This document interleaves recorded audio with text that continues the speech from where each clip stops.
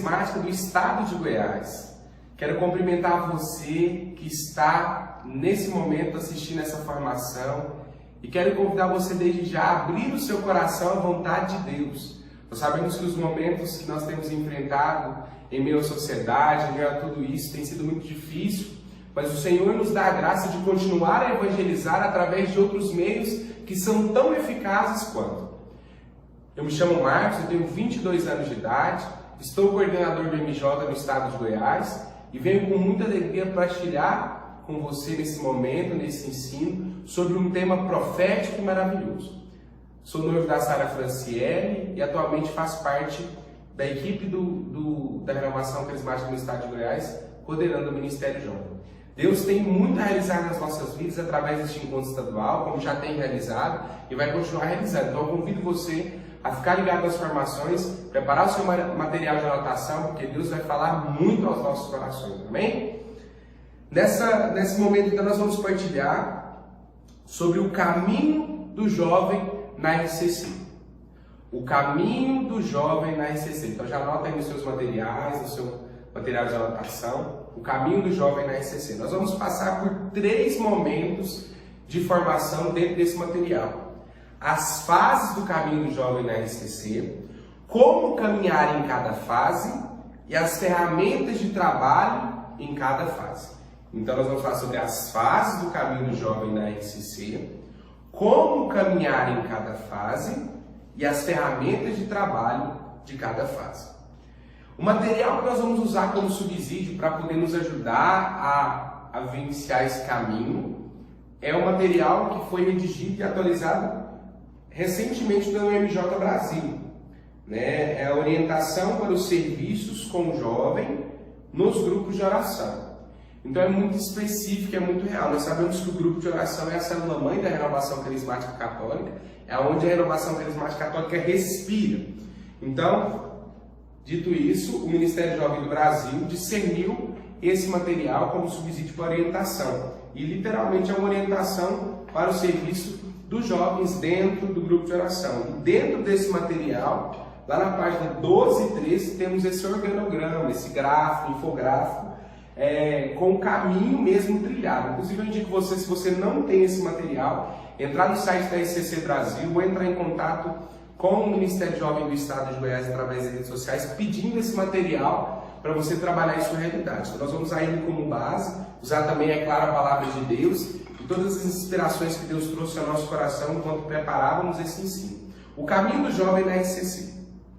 Convido você a abrir comigo a sua palavra, lá na carta de São Paulo a Timóteo, no capítulo 4, no versículo 12. Carta de São Paulo a Timóteo, capítulo 4, versículo 12. Amém? Quem estiver com a Bíblia Maria em casa nesse momento, está na página 1519. Timóteo 4, 12. Amém? É uma passagem muito conhecida nos meios de evangelização juvenil, nos encontros, nos momentos que nós evangelizamos o jovem. Com certeza você que prega já deve ter pregado essa passagem em algum momento da sua vida como missionário, como pregador, mas nós vamos usar ela para introduzir justamente esse caminho, do jovem na Renovação Carismática Católica. Timóteo 4,12. Lá diz assim: ninguém te despreze por seres jovem. Ao contrário, torna-te modelo para os fiéis no modo de falar e de viver, na caridade, na fé e na castidade. Vou ler de novo. Ninguém te despreze por seres jovem. Ao contrário, torna-te modelo para os fiéis no modo de falar e de viver, na caridade, na fé e na castidade. Palavra do Senhor, graças a Deus. Então São Paulo escreve a Timóteo, seu filho espiritual, pedindo, na verdade, alertando a Timóteo para que ninguém o desprezasse pelo fato dele ser jovem. E o caminho de evangelização do jovem na Renovação Carismática Católica está longe de ser um caminho de desprezo. Muito pelo contrário, é um caminho de extrema valorização. Mas para nós meditarmos e adentrarmos nesse caminho, você precisa entender, você jovem que está me assistindo, você que está acompanhando esse momento de formação online. Você não vai e não deve ser desprezado simplesmente por ser jovem. Mas ao contrário, devemos nos tornar modelo para os fiéis. Então eu te convido a vivenciar esse caminho de modelo. O que é algo que é modelo? Algo que deve ser espelhado. E esse caminho deve ser espelhado dentro do jovem que quer vivenciar uma espiritualidade carismática. Bom, entrando na palavra de Deus, entendendo um pouco sobre o que Deus quer de nós, que é um caminho realmente de exemplo, de modelo, nós vamos entrar nas fases do caminho do jovem na RCC. Lembrando que esse caminho não é um gesso, tá? Não é algo que deve ser, ai meu Deus, se ele não passar exatamente por cada detalhe que vai ser falado no livro, que está sendo falado no livro ou na formação, está tudo errado, ele tem que voltar para o início, tem que recomeçar. Não, não é isso. Mas é um caminho de orientação para o jovem ter uma boa caminhada dentro do movimento e, consequentemente, dentro da igreja. Para não, às vezes, desistir no meio do caminho, para não parar em meio às dificuldades. Se ele for muito bem formado e seguir esse caminho que vai ser apresentado, com certeza vivenciará uma fé muito mais solidificada, muito mais bem vivida. Então, o primeiro tópico é falar sobre as fases. Quais são as fases do caminho do jovem na RCC? Primeira fase, querigmática. Segunda fase, catequética. Terceira fase, específica. E quarta fase, adulta. Então, querigmática é a primeira fase. Segunda fase é a fase catequética. A terceira fase é a fase específica. E a quarta fase é a fase adulta. Amém? Então, eu já convido você a ir anotando isso aí no seu material, né? Primeira fase querigmática, depois a fase catequética, depois a fase específica, depois a fase adulta. Amém? Então, vamos falar sobre a primeira fase. O que é a fase querigmática? É o que acontece nos nossos momentos iniciais, vamos dizer assim. É a fase inicial do jovem na renovação. Por que nós chamamos de fase querigmática? É a fase do encontro pessoal do jovem dentro da renovação carismática católica. Então existem essas 4 fases. A primeira fase é a fase querigmática. O que seria a fase querigmática? A fase querigmática é a fase do encontro pessoal com Jesus, através da experiência do batismo no Espírito Santo, dentro das nossas experiências de oração e dentro do próprio grupo de oração. Então vamos dizer que a fase querigmática é o primeiro contato com o jovem dentro deste caminho. Como assim, Marcos? Vamos supor que você, na sua realidade, quer que um jovem caminhe, tenha uma vida de retidão e santidade. O primeiro passo dentro desse caminho do jovem na renovação carismática católica é inserir ele dentro do movimento, não lá na formação de ministério, lá, não, vou colocar ele, nossa, esse menino tem jeito para pregar, então vou colocar ele dentro da formação do ministério. Não, antes de mesmo que ele leve jeito para coisa, que eu tenha observado ele precisa passar por uma experiência de batismo no Espírito Santo. Então, essa é a fase querigmática, é o primeiro contato, é aquele boom, aquele momento onde o Espírito Santo toca o coração daquele jovem através da experiência de oração. Por exemplo, nós acabamos de vivenciar a experiência do carnaval, é uma experiência de oração. Quantos jovens não tiveram o seu primeiro contato com a renovação carismática católica, iniciaram esse caminho através de uma experiência de oração no carnaval, por exemplo, e foram batizados no Espírito Santo? Então, a fase querigmática é esse primeiro contato, né? Você precisa entender isso. É o início do grupo de oração. Essa é a primeira parte da fase querigmática. Quando você tem o primeiro contato através do batismo do Espírito Santo, o encontro pessoal com Jesus, dentro das nossas experiências de oração. E tem mais uma parte da fase querigmática, que é a iniciação dentro do movimento. Então, depois que ele teve um contato, que aquela metanoia, aquela mudança de pensamento repentina, aquela que o Espírito Santo pega a pessoa e traz ela de um modo direito de pensar, né? Diferente de pensar, um modo comum de pensar, é justamente isso, a primeira parte da fase querigmática. A segunda parte, ele começa a iniciar, a dar os primeiros passos dentro do movimento. Através do quê? Daquele famoso tripézinho, eu não estou falando do tripé da identidade, mas o famoso... eu diria até os 3 mosqueteiros, né, dessa fase querigmática, que é o seminário de vida no Espírito, de 9 semanas, experiência de oração e aprofundamento de dons. Então, a fase querigmática, ela basicamente se divide em 2 partes. O início, o primeiro contato, o início do grupo de oração, através da experiência de oração, batismo no Espírito Santo, aquele encontro pessoal com Jesus, aquela metanoia, e a segunda parte da fase querigmática seria justamente o início do movimento. De fato, no qual ele teria contato com o seminário de 9 semanas. Nós sabemos que é primordial para vivenciar qualquer experiência. Que aí ele teria também um contato com a experiência de oração, que talvez ele já tenha tido contato lá no primeiro contato, né, lá na primeira experiência dele, lá no início, no boom da conversão dele, na primeira experiência de conversão dele, mas também já é o momento dele começar a ter contato com os dons carismáticos, né, através do encontro de aprofundamento de dons.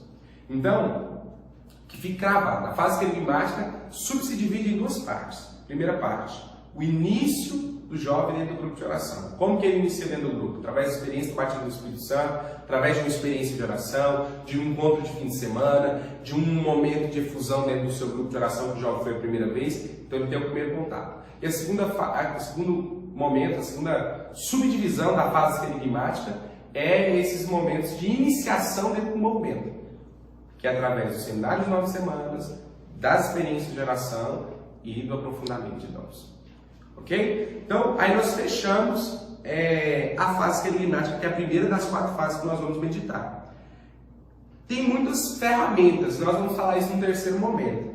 Vou falar das fases, especificar justamente o caminho que deve se, como caminhar em cada fase, e aí a gente vai caminhando para no final a gente citar as ferramentas que podem ser usadas em cada fase. Fechando então a fase querigmática, a gente vai para a segunda fase, que é a fase catequética. O que é a fase catequética? Basicamente se resume no módulo básico da renovação carismática católica. O que é o módulo básico de formação da renovação carismática católica? Então a fase catequética, que é a segunda fase que nós vamos meditar, justamente ela se divide em alguns trabalhos de formação.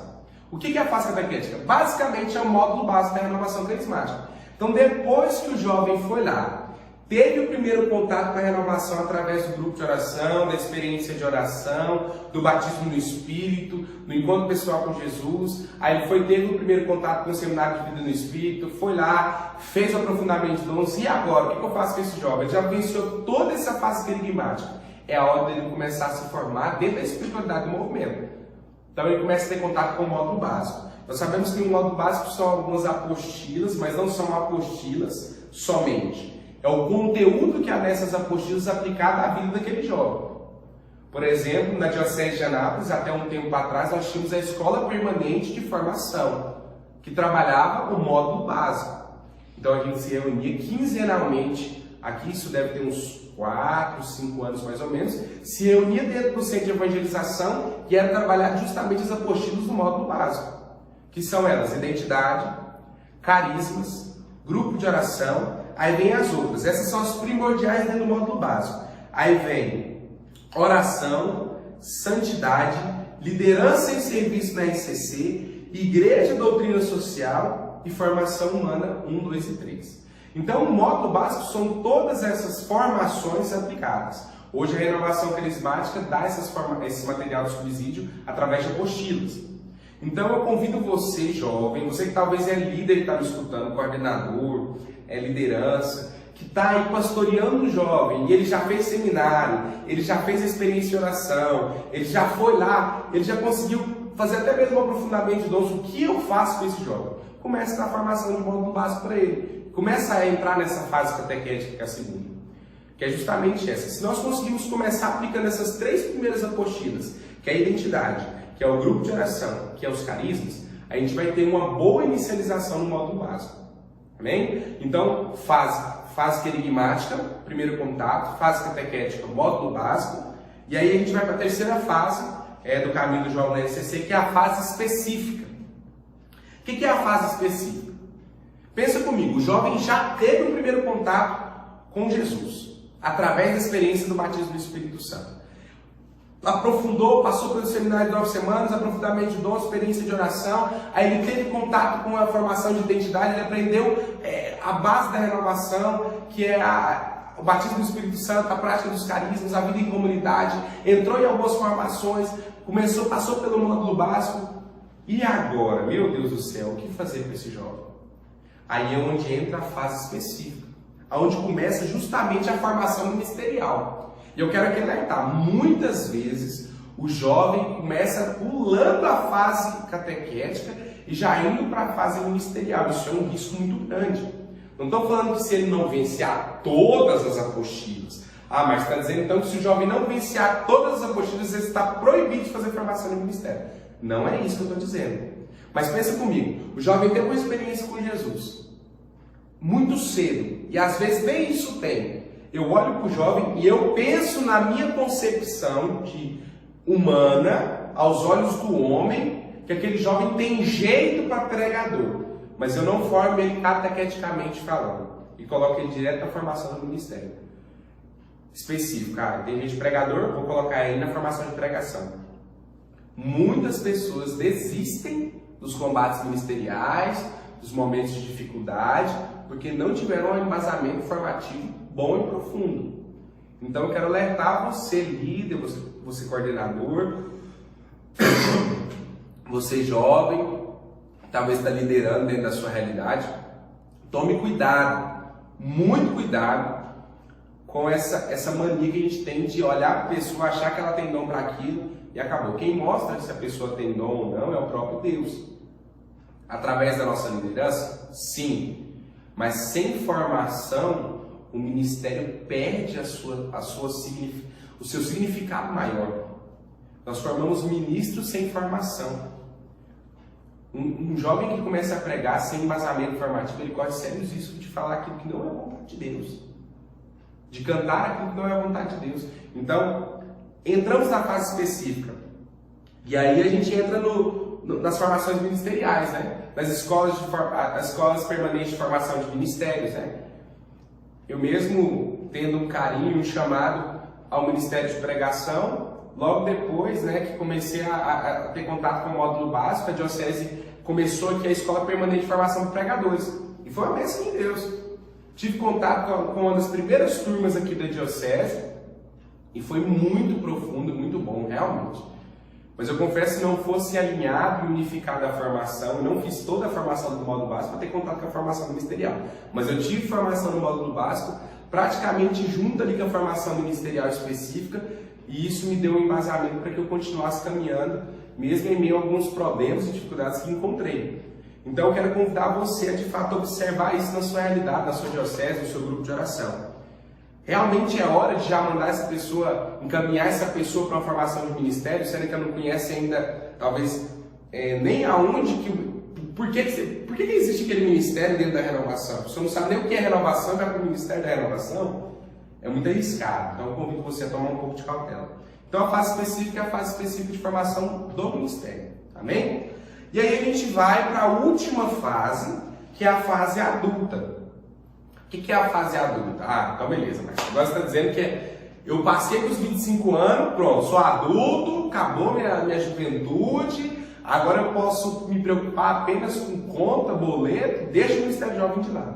Não é isso. Fase adulta não tem a ver somente, não se retém somente a idade biológica do ser humano. É adulto, nós estamos falando a fase adulta na caminhada do movimento.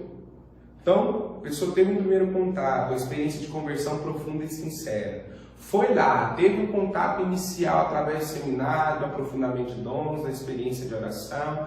Aí depois ela começou a ter contato ali com a fase catequética, passou pelo módulo básico, passou pela formação específica de ministério, já está se formando continuamente, é importante dizer isso. A formação de ministério não cessa. Nós sempre precisamos, a renovação é muito rica de material de ministério, atualizado inclusive, vamos procurar saber, às vezes você está achando que você sabe tudo, tem material mais atualizado para você estudar sobre o ministério que você está servindo.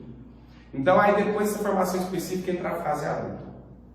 O que é a fase adulta? É a fase dos novos chamados, respostas a novos serviços no movimento. Então nessa fase adulta é onde muitas vezes nascem chamados grandes dentro frutos da renovação e frutos para a própria renovação. Nós devemos entender, é muito arriscado quando a pessoa já começa a liderar, a coordenar desesperadamente, sem ter um bom embasamento formativo dentro do ministério que ela está coordenando, vocês concordam? Então, por exemplo, fui convidado a assumir o ministério de pregação da minha diocese, talvez a sua realidade está me escutando, mas fui convidado. Talvez ao invés de você pegar a coordenação, novos chamados dentro do movimento, vou assumir uma coordenação, fui convidado, fui eleito coordenador diocesano da minha realidade, sou coordenador do Ministério Jovem da minha diocese, e aí, o que eu faço? Isso é um novo chamado. Então vocês concordam que há um caminho? Não dá para a pessoa começar no movimento, fui batizado, nossa, tive agora minha primeira experiência, já vou coordenar uma diocese. É um risco muito grande. Nós sabemos que acontece, mas não deveria acontecer. E eu quero convidar você a meditar nessas 4 fases. Fase querigmática, fase catequética, fase específica e fase adulta. Nessa fase adulta, se atente a esses novos chamados. Talvez Deus te queira numa comunidade, talvez Deus te queira no seminário. Por exemplo, tem um amigo que depois de ter vivenciado, não estou dizendo que é obrigatório vivenciar todo o processo, mas eu conheço gente que teve contato com todo esse processo formativo, um grande irmão meu, e que hoje descobriu o seu novo chamado ao sacerdócio, e está no seminário, e é fruto da renovação. Mas quando você senta para conversar com ele, ele teve uma experiência de oração profunda em um retiro de carnaval que nós temos aqui. Depois ele começou a vivenciar no seminário de 9 semanas, passou por todo o processo formativo da renovação, começou a fazer as formações específicas do ministério, se aprofundou e hoje descobriu o seu novo chamado como sacerdote. Então é um caminho muito eficaz. Então a gente já falou sobre quais são as fases, já entronizamos de como caminhar em cada fase, acabei de explicar, e agora nós vamos falar um pouco sobre as ferramentas entre essas fases. Meu Deus, Marcos, toda a minha diocese, sou coordenador, como que eu vou fazer a fase querigmática acontecer? Qual a ferramenta que eu posso usar na fase querigmática? Como que eu vou fazer a fase catequética acontecer? Qual a ferramenta que eu vou usar na fase catequética? Qual a ferramenta que eu vou usar na fase específica? Qual a ferramenta que eu uso na fase adulta? Então nós vamos citar algumas ferramentas. Por exemplo, fase querigmática, ferramentas super utilizadas que devem ser utilizadas. Citei uma no início, acampamentos, pontos de fim de semana, experiências de oração, tudo isso faz parte da fase querigmática. É uma experiência de oração. Seminário de 9 semanas é uma ferramenta que deve ser trabalhada. Faz parte da fase, mas se torna uma ferramenta para fazer a fase acontecer. Vocês concordam? Então tem muitas fases. Outro exemplo de fase que a gente pode trabalhar dentro do querigma. Muito utilizado até. Vigílias é considerado uma experiência de oração? Sim. Tardes de louvor é uma ferramenta boa para poder realizar a experiência de oração? É. Então, você começa a pensar, meu Deus, aqui tem muita gente, vamos pensar assim, ó, sou coordenador, na minha cidade, na minha diocese, no meu bairro, na minha realidade, tem muita gente que está caminhando no grupo, mas ainda não teve experiência de oração, não teve experiência de batismo do Espírito Santo, falta um pentecoste na vida dessa pessoa. Talvez seja a hora de você pensar em realizar uma experiência de oração na sua realidade. Um encontro de final de semana, reza, escuta as moções de Deus e faça, é uma ferramenta. Na fase catequética, quais as ferramentas que podem ser utilizadas? Na fase catequética já começa a usar coisas mais formativas. E por isso que a gente não deve pular etapas dentro dessa fase. Pensa comigo, o jovem nem teve a experiência do batismo do Espírito Santo. Você acha que ele vai ter paciência de sentar para se formar? Então na fase catequética, é a hora de a gente trabalhar, por exemplo, a formação Sentinelas da Manhã. Sentinelas da Manhã, o processo formativo Sentinelas é uma ferramenta. Incendeia, dentro do grupo de oração mista, é uma ferramenta da fase catequética. Fica ali entre a querigmática e a catequética, que o jovem de incendeia, talvez ele possa estar ainda na fase querigmática, mas pode participar do incendeia. O que mais pode ser uma ferramenta, Marcos?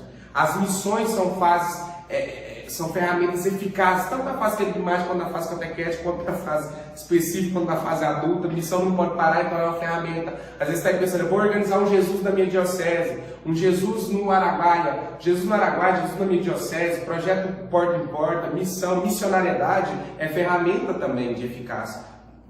Eu diria até, vou só usar. As missões podem ser aplicadas como ferramenta em qualquer fase. E tem outra, gente. Escola permanente de formação.